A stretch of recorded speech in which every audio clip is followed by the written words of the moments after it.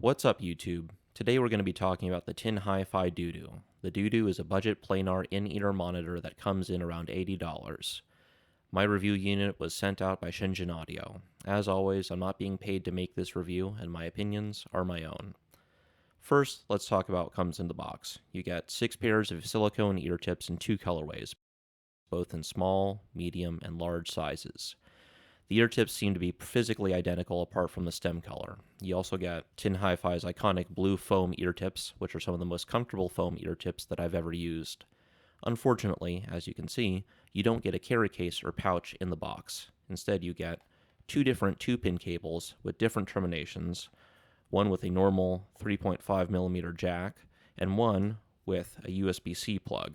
As far as I know, the USB-C cable does not have any sort of DSP preset out of the box, but I believe TinHiFi is working on an app that will allow you to load EQ through this cable. Based on my experience with the Moondrop Link app, I don't exactly have high hopes for this, and I probably recommend that you use a combination of wavelet and squiggling for your EQ needs. I'll say up front that I haven't used this USB-C to 2-pin cable at all, so I can't comment on how it sounds or how quickly it drains your phone's battery. The housings are pretty large and not exactly what I would call ergonomic. I actually had to use the largest size of included ear tip to get them to stay into my ears at all. There's basically no isolation either, but at least they're not uncomfortable. Now that we've got the physical stuff out of the way, let's pull up the graph and talk about the sound. I'll also drop the link to these measurements in the video description. You can see the Dudu has a pretty V-shaped sound signature. The first thing I noticed when I put them into my ears was that there was a lot of upper treble, and the graph bears that out. There's a pretty big peak around 12 kHz. It's worth noting that the treble is pretty extended for an IEM at this price point, but it's not exactly a smooth frequency response moving from the upper mid-range through the treble. Everything apart from that 12 kHz peak is roughly in the right place, but the frequency response is pretty jagged looking. This is pretty common with planar IEMs for whatever reason. They never have the kind of smooth, consistent-looking mid-range that you can get with dynamic drivers, or especially balanced armatures. Thankfully, your ears and brain will smooth this out considerably.